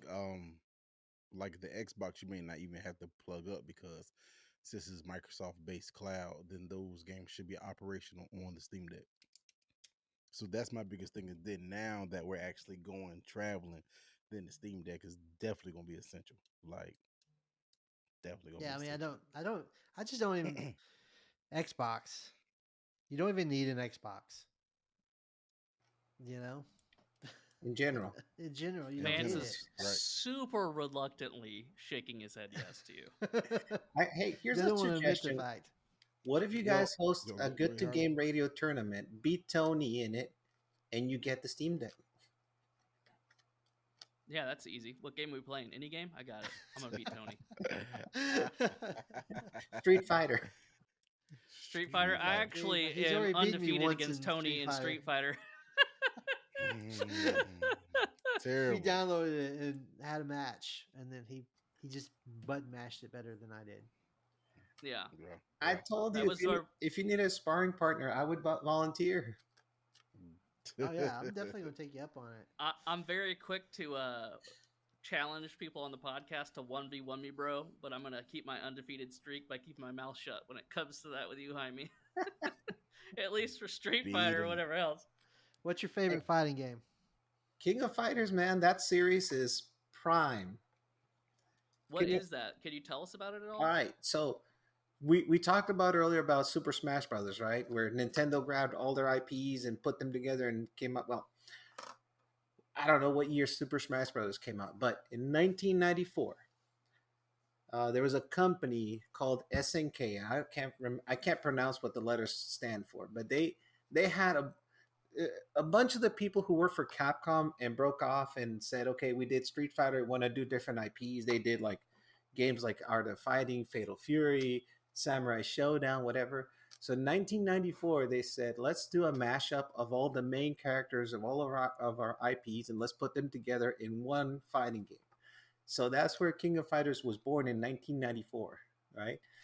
Now, I think they consistently put out a game every year: 95, 96, 97, 98, 99, 2000, 2001, 2002. I think they're up to like King of Fighters 15. And so that's the if anybody wants to play, that's what I'm gaming right now. I'm always looking for a good challenger. I'm not tournament level, but And I that's have on fun playing that. PS4, PS5. PS4, PS5. And Mm. the cool thing about those games is that like every two or three entries, the game kind of reinvents itself, and it's always been like three characters versus three characters. Is there That's where this whole mashup started. is there a new version coming soon? Well, one just released in I would say, February. yeah, yeah, Ah, okay. February 14th. Yep, Yeah, just and looked it up. Just the looked it other up. series that was like just massive and crazy fun was Capcom used to put out like the Versus series. The first one they did was something like Street Fighter versus X Men, and then Street Fighter versus Marvel superheroes. I Eventually, remember seeing that in the pizza place had an arcade that we used to go those to. were I would see those that. were so fun. They were just amazing games, dude.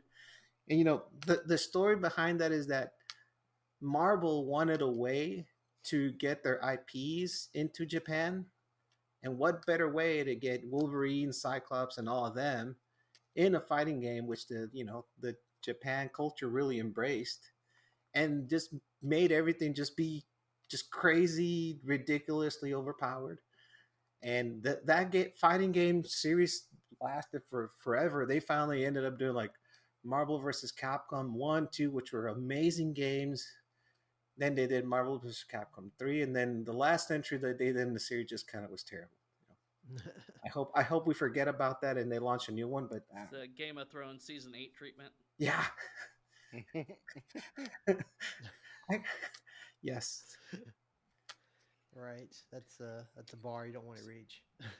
So fighting game number 1 is number 2, then looter shooters. I can do some Destiny. I can do some Call of Duty. Uh, I can't do Outriders, man. I'm sorry. I know you're a fan. I wouldn't even say I'm a fan. We at this can't even point. do Outriders. I've seen Outriders sitting there because I've had the Xbox hooked up now for 3 weeks or something, and I see Outriders Horizon. My YouTube picked up in the algorithm something with a new update that I haven't looked at enough to like figure out, but I've seen like, oh, new gun, new legendary, whatever. I don't know if it's out yet, but I see it there just sitting there, and I'm like, no, I don't want to go and shoot. Like it's just my characters are built like I could go in as the Technomancer and solo anything in that game with relative ease, but I've already done that a lot. So like, what's the point? At this juncture, I, doing the same thing over and over again. It's like, what's the guy with the blue stuff?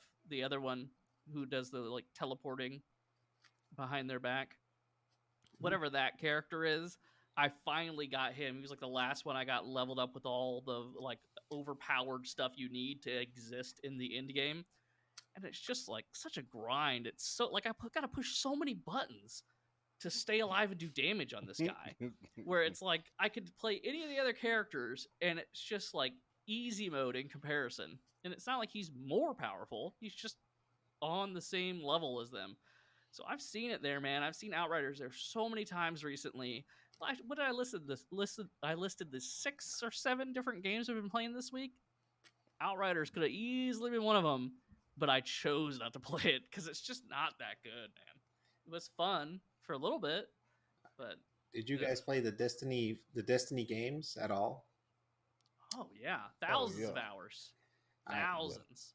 Did Oh anybody yeah. feel that going from Destiny 1 to Destiny 2 felt more like a DLC? It didn't feel like a brand new, like, it didn't merit to be Destiny 2. Yeah, but they were playing the long game. So Destiny 1 was phenomenal, man. I, Such a good game. yeah, absolutely, man. I played it vanilla, and then I got back into it for the Taken King, and then Yeah, Hey, House I of I played played that. Taken Wolves. King. Yep. I think I did all of them for Destiny 1. Destiny 2 came out and it was like you're saying, it felt like a DLC, Yep. but whatever they changed, new platform or whatever, they have now made Destiny 2 is now I think a better game than Destiny 1 was because of how much they put into it. And that's a pretty common sentiment among the Destiny community from my poking around and having some experience there. I feel like I always liked Destiny 1. What was the game? Which one was it where you had the Crota raid? Was it Hood Outlaws? No, no, no. That the wolves. He- I thought you were being serious. No, yeah. You talking No, about the yeah, DLC? yeah. the That's the DLC where you had the Crota raid. I can't Yeah. remember if that That's was the Destiny 1 or 2. wolves or One. something.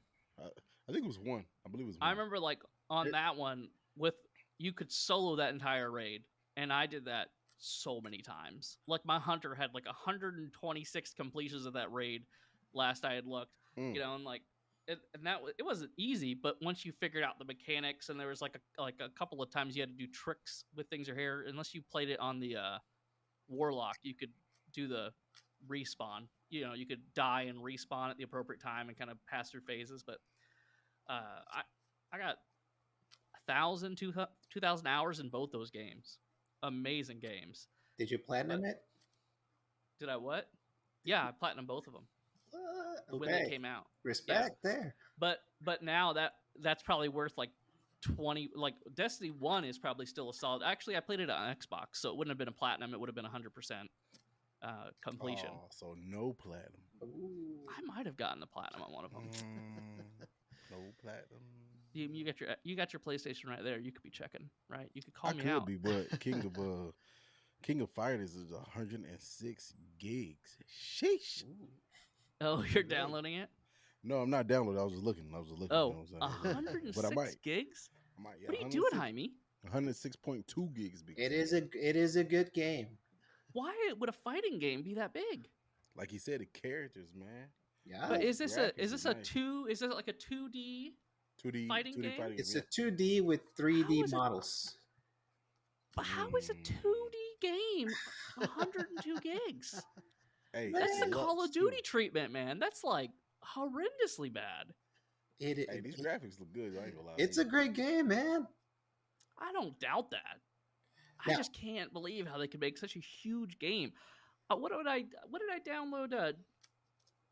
GTA 5 was like 88 gigs, dude. Well, GTA 5 came out for PlayStation 3. But it's active on PlayStation 5. Yes. you. I Is it a downloaded PlayStation the 5 other day. version, right? Yeah. Yes. I'm pretty sure that's what I downloaded. Mm-hmm. So, 88 versus one. I don't know. That's Yeah. crazy. So what game? So I guess King of Fighters, but what game do you like just kind of get lost in, and it's like that's your detox from like the everyday, just everyday things in life. Just like I'm just gonna go play my little game and detox. all right, Like, this is a silly answer. oh, Astro. The one that came bundled Astro's with... Playroom? Yes. mm, I didn't even finish that. Really? It's just Mm. it's just fun. I've never even played it. It Dude, comes with your Tony PlayStation Tony told 5. me to, and I you- played it you- for like you guys were saying 7 everyone minutes. should play Astro. Yeah, I said that. yeah. Yeah. Totally said that. Try it out, man. Interesting. I did 7 minutes worth. That was about 5 minutes too much. Man. You just get Astro, lost in it. See, Astro. Clint is not impressed with the haptic features of the controller. He turned them off. So, a game that relies on the haptic features, like Astro's Playroom, he's not going to get the full experience. So, Okay, let me tell you this: if you are playing Call of Duty at a competitive level, whatever that are you is, saying you're playing at not a competitive level? if you had let me finish my what a competitive level is, uh, yes. At one point, I felt like I was. Whether I was good or not doesn't matter. I was competing with myself. Uh, there's not a single person that's playing Call of Duty competitively that has controller vibration and stuff on. Really? No, like all that's gonna do is like you mess up your aim. You're trying to do it like that's like the first thing. If I'm playing a game that is any sort of FPS or whatever, I'm 100% turning off vibration every single time. You ever It's like try not being bad? no, yeah, sometimes Hmm. my split. Oh, it's a I got real like a time. 2+ KD in Splitgate. I'm dropping like 30 every game of that thing. Like the Split Splitgate is a lot of fun. I'm horrible at it. I can kill a lot of people, but I literally you have to teleport. You guys familiar with Splitgate? It's like Halo. Models are like Halo. It looks like a blatant Halo ripoff, but better. but it is way better. It is so much better than Halo. They have a function where you could throw a teleporter. You get two, so you could throw one like in the wall over in front of you, and then one 100 feet over to your left, and you could walk freely through them or look through them. So I could shoot this person in the back who's 100 feet away over here if they're in the view of my portal. Right. Hmm. So It's basically I'm like garbage at all that. Doctor Strange. I know if you haven't seen Doctor Strange, maybe you've seen other Marvel movies with Doctor Strange having a battle and he's opening those portals and like Doing a lot of they're this they're wax on, going wax off through type of and stuff. out and using the portals. That's Mm. Splitgate. Or you could just reference Portal 2, the game. I was It's thinking that. exactly like Portal, the game. Great job, Jaime. Great job. Glad you were here tonight. These guys. My work here is done, guys. Hey, Clint, that that that? vibration, Ninja Star. right? That I vibration dodged noise it. from you lets me know that you didn't play too many race car games in the arcade, because that was almost like Okay. the first adaptive vibration. Like if you hit the wall, it was. Zzz. If you was into a hard turn, like the steering wheel would get hard. Like, I'm disappointed, you, Clint. Can I just say that I played a little bit of GTA 5 online yesterday and a little bit more today. Mm. I Did you do turn the not like vibration off? racing games. No, because it's not a competitive game as far as I'm concerned. I don't particularly like I started a mission and it was like drive to your checkpoint and it put 30 minutes on the timer to go pick something up. I immediately offed myself and left the game. 30 minutes of driving this machine from point A to point B and presumably B back to A or whatever, like that is not fun for me. But like I did a couple of races. I was so horrible at it, man. Like I got lapped in my first race. I got lapped. Clint, Not a fan of racing games. I've got a game for you. It is called Crazy Taxi. It's the same thing. You got to go pick up somebody and take him somewhere else, but it is not 30 minutes. It's usually like you have 30 seconds. Okay, see that's something I thought you were gonna tell me about that Penn and Teller game where it's you have to drive like you're supposed to be one of the roadies or something and you have to drive from like LA to Vegas or something. I'm not sure the exact cities, but it's like 8 hours. But the actual game is real life time of you driving through the desert for 8 hours. And if like that's it. They don't add anything. It's just emptiness of the desert all around you. But if you don't pay attention to the wheel, you're gonna go off the road and die. And then you immediately restart at the beginning of your journey. You could be 7.5 hours into playing this game, driving on the desert, and if you go off the side, you start it back at the beginning. Mm. Didn't That's what well, GTA 5 is to me, by the way.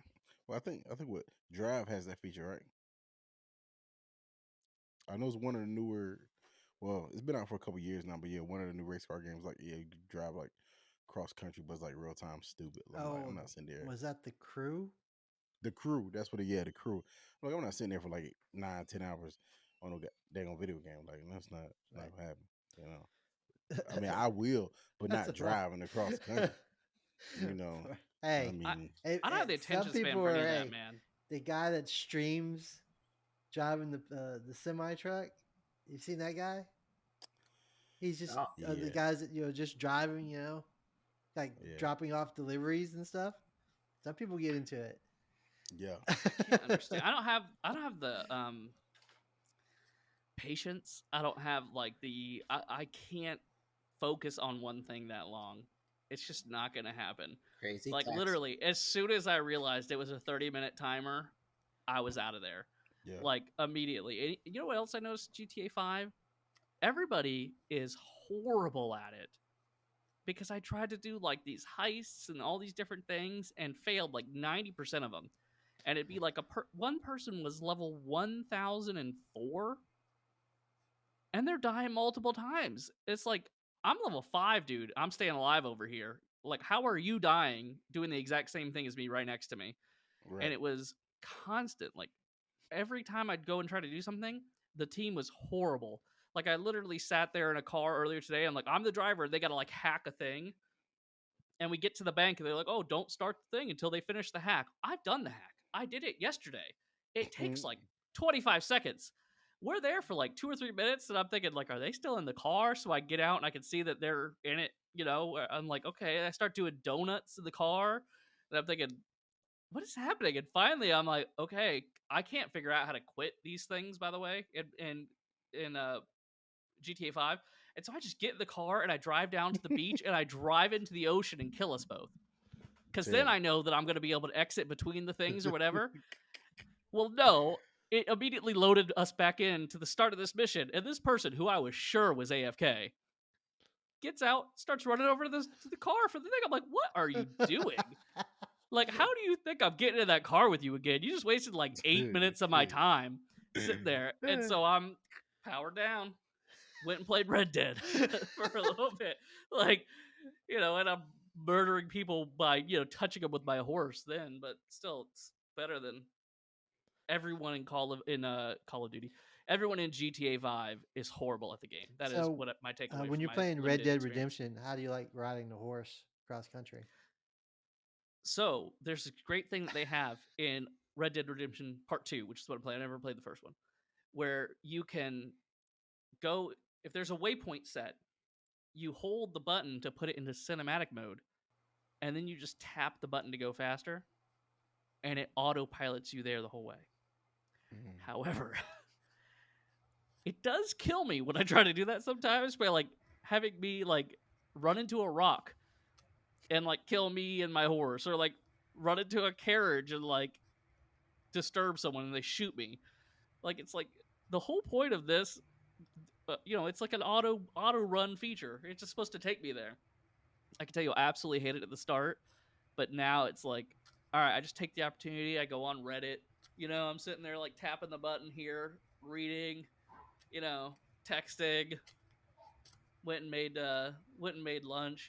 Just whatever. But that is the thing I hate about Rockstar Games. Why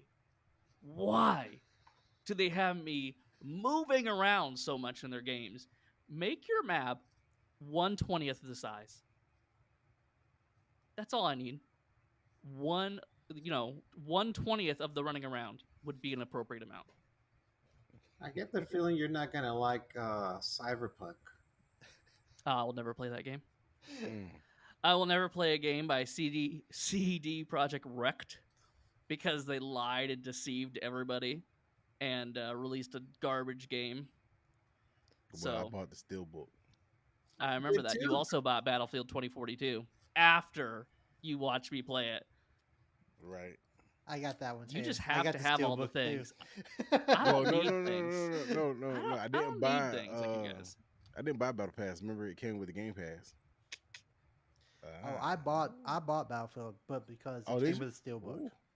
Ooh. I wanted the Steelbook. See, you guys, that's your problem right there with the physical edition stuff. That you guys have to have a physical edition. Got to. Like, yeah, but you bought physical editions of horrible games, Okay, let me. like horrendously bad games. You got a physical edition of Hood Outlaws and Legends, don't you? If they Negative. have one, getting it. Oh, they didn't have it at the time. I remember you They didn't complaining have that it. you couldn't buy the physical edition. I Look, don't want a physical edition of Cyberpunk or Battlefield 2042 or any other garbage game. You look, know, you don't like, want a physical of anything. You see this hat? It's that's correct. physical. I'm not going to virtually buy a Nintendo Do you see my hat. shirt? Hey, You You see know, any hey, I'm going to hey, physically, Clint, logos? Clint, Logos or buy anything this on hat. there? uh, just so you know, when we were at PAX East, um, and Vance and I were standing in line for like 2 hours to demo this one game, and And the game was horrible. actually the game was pretty decent. Uh, People felt sorry for us or something and started just giving us stuff, right? T-shirts, art, but some of the You guys artwork. dressed like homeless people? No. They liked Vance's T-shirt. It was a There it is. Nintendo controller T-shirt, right? Yeah. Yep, Nintendo. Yep. Um, but we got some artwork. Um, guess what the artwork is? Star Wars. No. Cyberpunk. Hood, Outlaws and Legends. Prince. Good. Right. Right. I'm gonna put it right there on that wall. Hey, back that's there. out on PlayStation Pass or whatever now, right? Isn't it? Yeah. How do you spell Twitch? PS Plus. All right, let's look. Let's all take. We got 3 guesses coming up. Jaime, you're the guest. You get to go first. I have searched exactly 2 things on Twitch ever on this PC, and it is Good Game Radio and Hood Outlaws and Legends. So that I'm makes this search very easy. 7 saying they got- players. 7. I'm going to go 5. What was the question? How many players are playing Hood and Outlaws?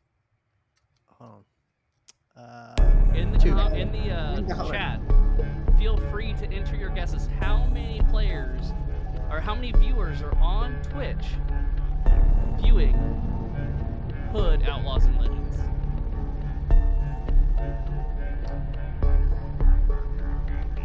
It is the closest without going over. We have 3. We have a 3 in chat. We have 5, 3, and we have 5, nine. 3. Okay. Said Jaime, 2. did we get your Yeah, Yeah, it's you said 7. 7. 7? Okay, Tony, what was your guess? 2.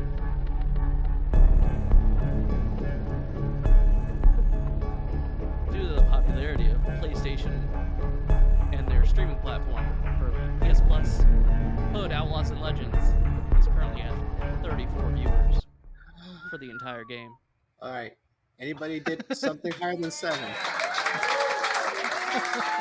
Timing's closest.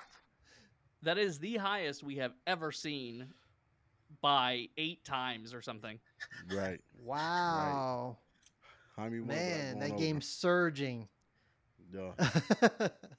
Yeah. 800% increase. I Right. don't remember what we were talking about, but I'm Uh, physically ill right now.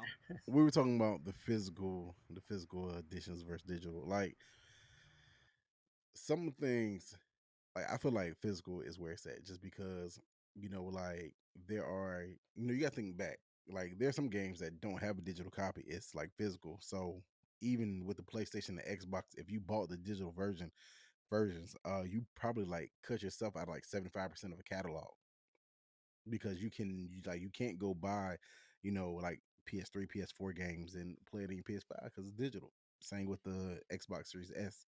So it's like you just cut yourself out of like 75% of the catalog. I mean, instantly. didn't the PlayStation just have an issue last year where they were going to try and close down their Oh yeah. Vita store? The fanboys said Right, and Right. a lot of those games are digital only, right? Well, not only digital, but even if they weren't digital only, you basically lost your game library of stuff you purchased. Well, they Right. shut down the servers, right, of the games. No, they were going to close the access to your library. Yeah. Those gonna close that. All right. Wow. Now, hey, Here's Vance. my thing. If I could have bought a digital edition PS5, I would have. Because I didn't put... I think I put... Tony loaned me a game or something on a one of these consoles I had. But I would say in the last, I've had consoles for, the past 9 years or something, about somewhere around there that I've started playing again. And I think I've put in a disc in, 3 times in 9 years. Mm. It's just one more thing to move. I'm gonna agree with everything that Vance said. I really do agree with what he said, but I'm gonna throw something else in the mix. And Tony knows this about me, but I am a cheap gamer. I refuse to pay full real retail price unless there's something special that's happening, right? Hmm. I will stand behind this statement that it's cheaper to be a physical gamer than it is to be a digital gamer. True. How many miles do you live from the Best Buy? Probably like 20. So that's 40 miles round trip you're driving to No, no, get your no, physical no. edition. Amazon, my friend. Ooh, Amazon. Ooh, So that's a delivery Ooh. fee. And That's see, I'm if you prime. time it Low just key. right, man, games that are like maybe 2 months old, 3 months old, you can get them like $20, $30. I mean, I showed Tony Ghost of Tsushima uh, Director's Edition. I don't think it had been out for 2 months. I walked into a Target, got it for $17. And here's the truth behind this. Retailers want the shelf space. They want to bring in new games so that they can sell it for or other players who want to get the physical edition too. Guess what? They need to move product, and they're gonna put it insanely low prices to just get them out. I mean, we've seen yeah, Cyberpunk. I know it's not the favorite topic, but it's been as low as $5, right? That's $5 too much, Well, probably. maybe so, but honestly, like a digital game, it's lying on a server. They don't care about that. They can keep it Hmm. at whatever price, and people are still going to buy it. I know people are, because otherwise they wouldn't be doing it.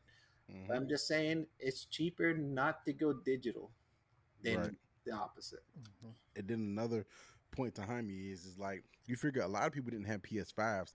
So how in the world did you make more PS5 games than there are PS5s? So who's buying these games? Like he said, so now what, we're gonna keep coming out with a game every couple months and then they're not moving off the shelf. So be like, you got to get them out the store. Like I said, Ghost of Tsushima, I bought for $20. Like it went on sale at Walmart, and I bought for $20.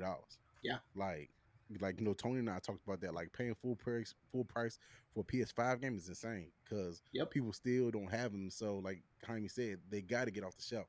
So buying digital, nah, can't do it. Can't So I do actually it. had never. That's all new information to me. The fact that it would be cheaper never popped into my head. So that I mean, there's definitely that's a factor that would make the physical copy have more value, right?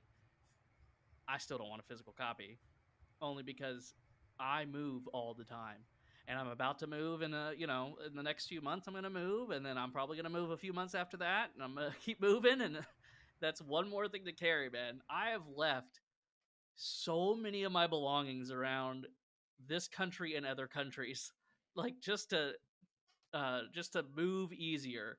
Like it's clutter. That's what that is to me. And it's like when I go, I took like I spent some months in Ireland, and I took my Xbox and my PlayStation, and I put them, where you would normally have your carry-on bag with clothes. I had Xbox headsets, stuff like that in there. You should have just taken your Just PlayStation, man.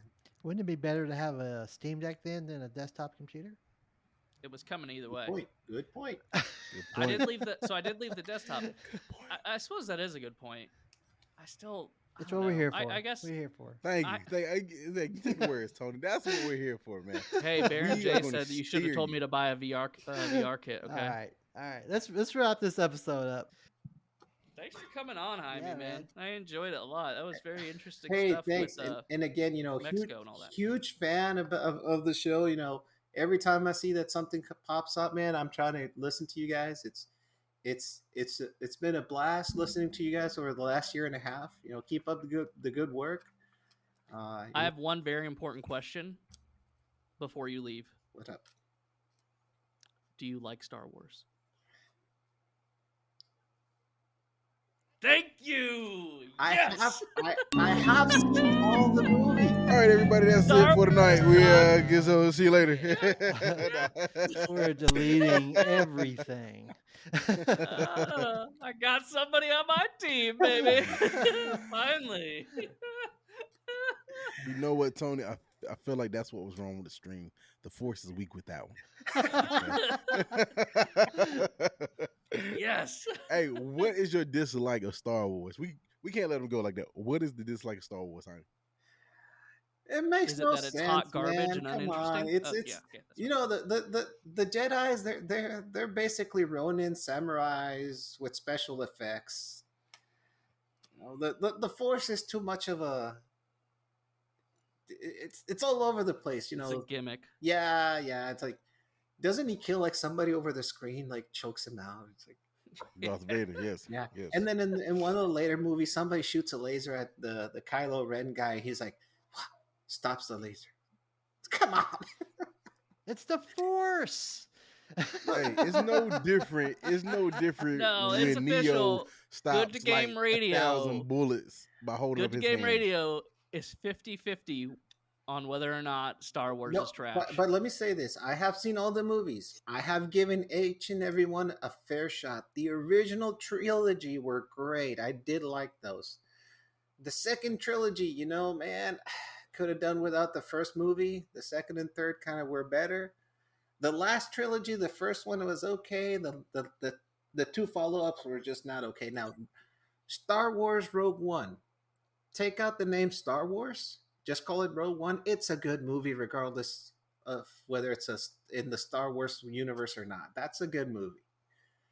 And I haven't seen the TV shows, but it seems like everyone loves the Mandalorian, but did not like Bubba Fett. the book of that guy. Yeah. Yeah, Mandalorian as a non Star Wars fan, The Mandalorian was a pretty good series. Somebody said that the best thing about the book of Boba Fett was when the Mandalorian showed up. No, the best thing Yes. about the Book of Boba Fett was when it was over.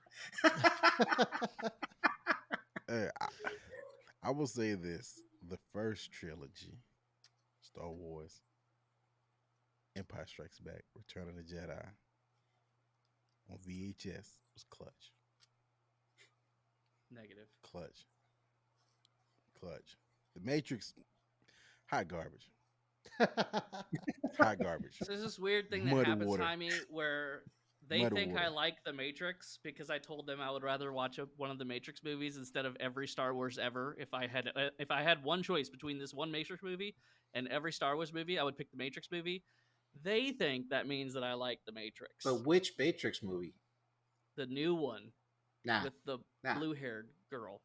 They're Resurrection? look, The, It had a name similar to what the Tony just first said, Matrix probably. movie, man, ahead of its time. Well, the new Matrix movie is a bunch Uh, of throwback stuff, hold like a on, bunch of hold the on, same hold on. shots, everything else. Skirt, come on, hold on. Ahead of his time, George Lucas made a movie in the garage. What, How what- much more ahead of the time you need that? was How that- much was that more? hard to How develop? much more ahead of the time you need? You know what I'm saying? Feel like, hey, Star Wars, good versus evil, always makes for, great movie. I mean, but I worked at the movie theater, and I mean, the amount of cosplay that was there for each one is insane. Yeah. When Matrix dropped, you had somebody in a trench coat. That's it. And some sunglasses. That's it. Trench coat, sunglasses. Did they cosplay the Sisterhood of the Traveling Pants Pants? I need to know. Mm. Matter of fact, speaking of that, I seen like two dudes come out of that movie. Like as far as like different showings, of course, wife dragged him to it. I was like, man, I feel bad for that guy, boy. Sheesh. He like, man, Wait. Out of the Sisterhood of the Traveling Pants? yeah. The one guy, I mean, like theater full of it, and his one guy walking out. Wait, I was like, so were you in there with that one guy? He was No. that one guy. no, I worked at the movie theater, so I was the usher cleaning up the theater. You know what I'm saying?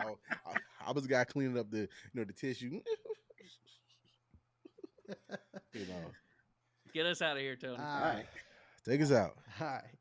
All right, folks. Thanks for joining us again today for a great episode of Good Game Radio with our special guest Jaime, our number one fan, so we like to call him. Appreciate you guys stepping in with us tonight, Jaime, and joining the show and having fun with us with all the jokes and stuff. If you were listening, Thank you. if you're listening on a podcast or audio podcast, just remember that we also air live on Twitch. You can follow us there. And if you're following us on Twitch, we have an audio podcast you can listen to in the car of the same show. So check that out. If you haven't already subscribed to us or at least following us, be sure you give us a follow or subscribe to us. And we'll check you guys later. Later. Peace.